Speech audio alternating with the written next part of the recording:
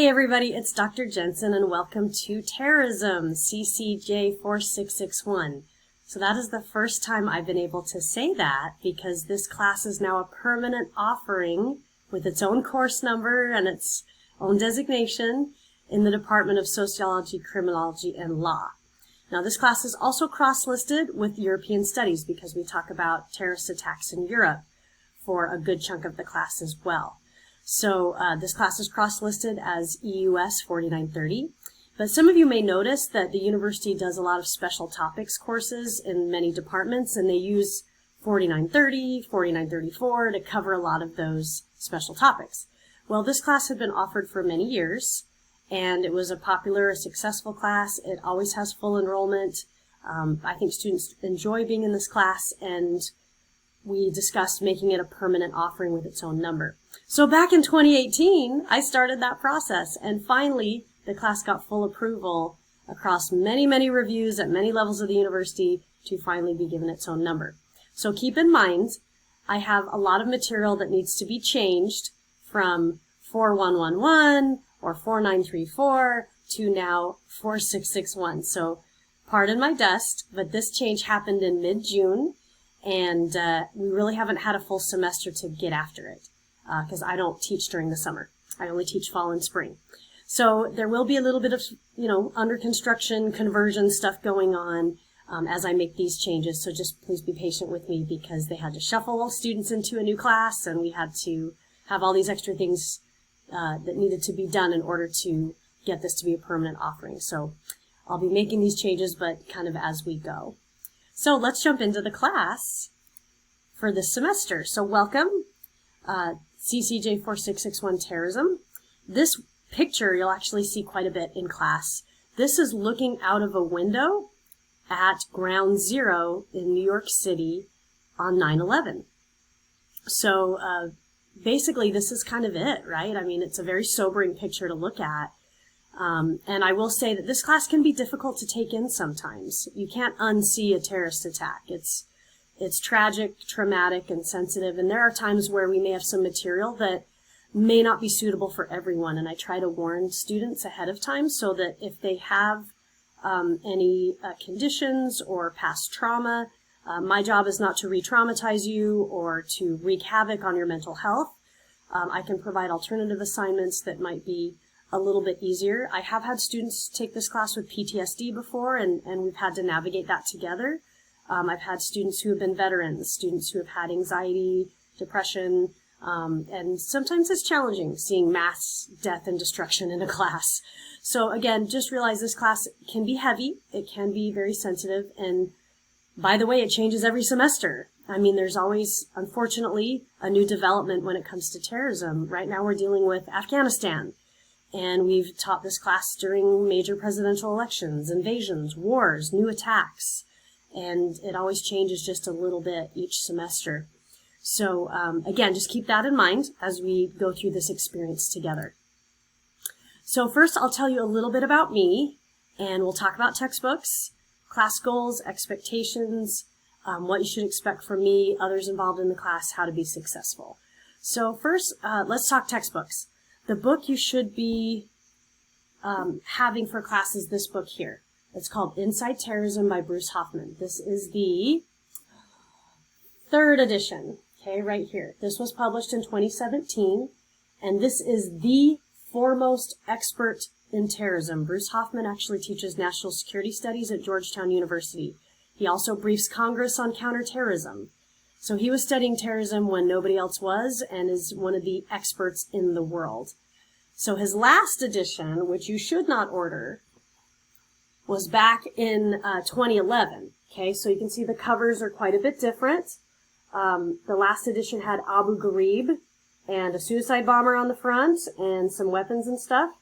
Okay, and also some images from Munich.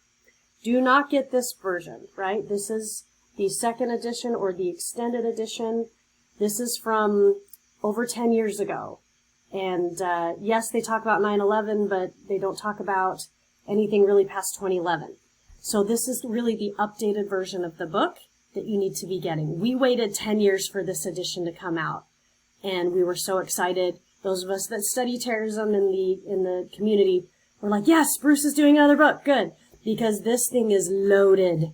It has history, geography, political science, criminology, psychology, sociology. It's just a lot. So this is actually considered graduate level reading. It can be a little intense to get through sometimes and a little bit higher level reading for some people. So take it one step at a time. Don't read it all at once. Take breaks.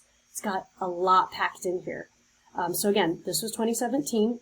I even provide some more updated information from Bruce since then. Again, since we're dealing with changes in Afghanistan right now, and we'll be seeing more information happen as we're experiencing Taliban regime of Afghanistan. So again, this class changes every semester, and we're seeing it unfold in real time.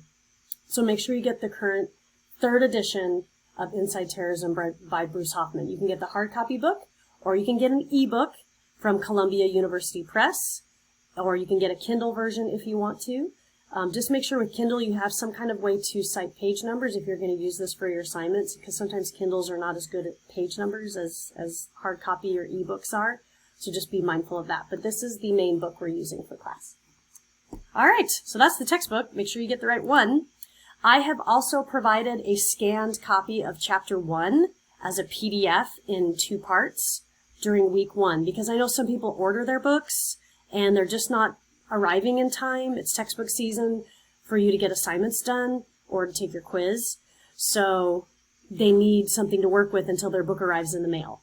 So that's why I scanned the first chapter for you, so you have that handy. Let's move forward. This is me. So I received my PhD from the University of Oklahoma in 2011. So yay, it's been 10 years since I did a doctorate. It's my 10-year anniversary of that.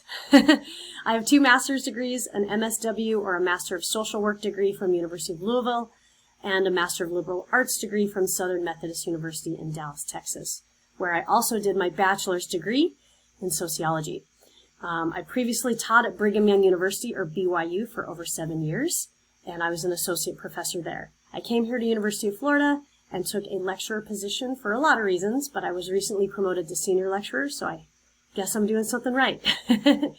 Now, it's important that you know I studied at University of Oklahoma because that's where I was really first introduced to studying terrorism. And we had a major terrorism attack that happened in Oklahoma City. And you can go to Oklahoma City and see the ground zero site for the Oklahoma City bombing that happened in 1995.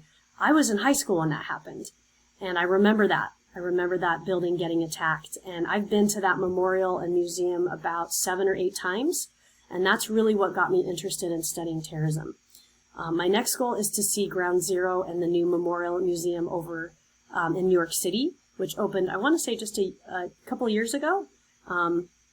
It gets very crowded and very busy, as you can only imagine, it being a very hot tourist destination.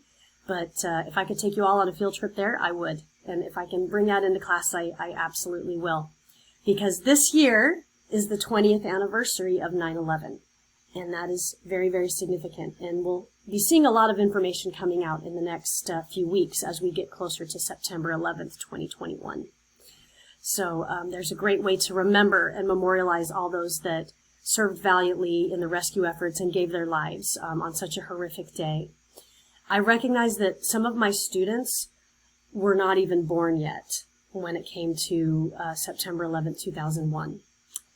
I recognize that many students were very young when it happened, or some maybe, just don't really have much experience with it because of when it happened. We will make sure we take the time to understand it together if it's something that's a little bit more removed from you. I was a young adult. I was 21 when it happened. So it was a very formative experience for me to go through as a 21-year-old finishing a bachelor's degree, feeling like the world has now changed forever. It was incredible, and it changed my life forever and changed our world forever, right? So we'll be talking about that this semester because it's kind of a special semester to be taking a terrorism class. And the dean said, that's not a how-to class, right? How to be a terrorist? I said, no, it's a studying terrorism class. We do not do how-to in this class. I don't teach you how to build bombs or anything like that. We study the behavior and the phenomenon of terrorism around the world. So I am like you. The degree I did at Louisville, that was an online degree. So just know that you have a professor that's been on the other side of the keyboard and has taken online classes, just like you. I know what it's like to be working full-time and trying to manage school and family and illness and deadlines and travel and all the things that come up which make online learning challenging sometimes. So that's why this class is asynchronous. You can do it as you go on your terms at a time and date of your choosing. We don't do a ton of stuff together, and some people miss that a little bit because they like being connected to fellow students on campus. But this class is large enrollment. I usually have about 60 students in it per semester, and that can be a little bit tricky to try to get people working in groups or everyone on a Zoom call at the same time, because I'm often in like 12 different time zones. I've had students in Iraq and Afghanistan take this class. I've had students in Hawaii take this class. I've had students in all the time zones of the United States take this class. It just gets a little tricky to try to get that going. But it's largely asynchronous, so that way you can do it as you go. All right, where I've worked, practiced, and partnered, I'm not going to go through this list in detail, but I've had a lot of experience working in many of the areas of criminal justice and working professionally or as a research partner. So if you have interest in these areas and you want to talk more, you certainly can. I'll move forward. So again, pardon our dust. We just changed from CCJ4934 to CCJ4661. So you're going to see some stuff that still has that old course number on it. It doesn't mean you're in the wrong course or you did something wrong. It just means that I have a lot of material to change out for this class because it literally just happened at like midsummer. And we had to see how that was going to work. So this is my first opportunity to start to make the changes in the semester because I don't work during the summer. I just teach fall and spring. So you will see some of that in the class. So I'm doing my best to try to get things updated and replaced, but just realize that's some of what's going on this semester. Okay. Expectations of you. You do need to use the textbook, films, lectures to complete the essays and assignments. Please cite them widely so that I know it's you using that material and where you got it from, the source. Again, be patient, pardon our dust, be very hands-on and active. I actually keep a Google Voice number, communicate often and early. So you can call me to talk to me. You can text me at that number and say, Jensen, I'm not really sure how to do this assignment, or I'm trying to figure out how to properly cite this, or I need some help on this. You can text me. I will try to get back to you as soon as I can. Sometimes I get a little bit busy. I have about 150 students total this semester across 3 classes. So I get sometimes a little bit full. But other than that, yeah, I try to get back to you quickly within about 24 to 48 hours, even just to say, hey, I got your text, or hey, I got your email. I can't respond to you right now, but I'm going to get to you as soon as I possibly can. Just be patient with me. But yeah, you can text me and call me, or you can even text me to say, hey, would you be available later tonight to go through an assignment with me together? Sure. So we can kind of plan on a time to meet. Okay? It's a 3-credit class, so it measures your preparation on skills, readings, films, essays. You'll be spending around 9 to 12 hours a week on this class, which is pretty typical for a 3-credit class. So just plan on that as part of your work week. What you should expect from me: email responses within 24 to 48 hours. Again, sometimes there are delays, things happen, it's a COVID semester still, people get sick, people get quarantined, and we're shuffling, and sometimes we're in workspaces that are not conducive to working remotely because we're in shared areas, and it's just tense and difficult sometimes. So again, just reach out if that happens to you. Certainly I can't predict when my family gets sick, so I'll try to send emails if I'm caught up with things or I'm unavailable. We can do things like Skype and FaceTime, but Zoom is kind of the name of the game nowadays. We can certainly Zoom, and you can show me your screen and your work and go through it together.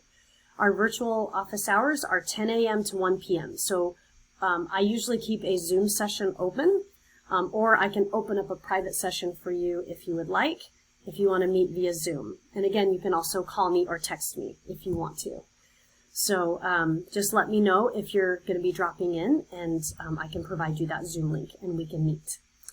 I prefer people I'm always available during that time, but I prefer people to tell me they're coming so that way I can get that time set aside for you if you have a particular need that might be maybe longer than I expected. So that way I give you adequate time. I'm here to provide you reassurance. You're going to make mistakes, and that's how we learn. Some papers will be better than others. Some quizzes will be better than others. And, you know, that's how it goes. And overall, you should be doing as good of work as you can. I do often offer extra credit opportunities in the class. So that way, if you have a bad day, it's not like a bombshell that, you can't bounce back from. So I do have that available. Okay, we will be taking quizzes. We will have some short essays. We take 3 non-cumulative exams. So I don't really have a final per se, but it's the last test you take toward the end of the semester. There's no major paper in this class, and we do short assignments. So that's kind of what you're going to be completing in the class. So treat this like a little seminar course for your criminology career, or for those of you in European studies, like a specialty class for your degree. Make sure you dedicate time each week, be consistent. If you always do this class on Thursdays at lunchtime, stick with that time. If you always do this class on Saturday morning, do that.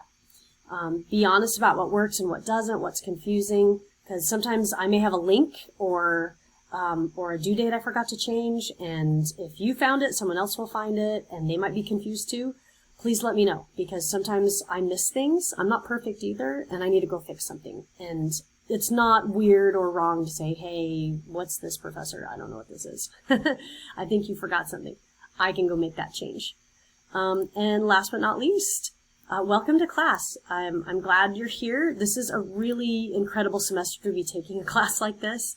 So my hope is to add some new material this semester and really get our heads wrapped around what's going on in Afghanistan right now, to be doing a proper remembrance for 9/11 and the 20-year anniversary, and really looking at what the world looks like here as we close out 2021. Isn't that crazy? We're headed toward the end of this year. Quickly, congratulations to those of you that are graduating in December. I often have some seniors jump in a class like this, and I always like to tell them, congratulations, you're almost done, great. Others of you might be graduating in spring, or maybe in summer or fall after that. I'm also an advisor for UF Online. So if you want to talk about your degree or you have questions, I can answer that for you as well. So welcome to class, and make sure you watch the second video, which is a course overview and syllabus review. We'll see you then. Reach out, and welcome to week 1.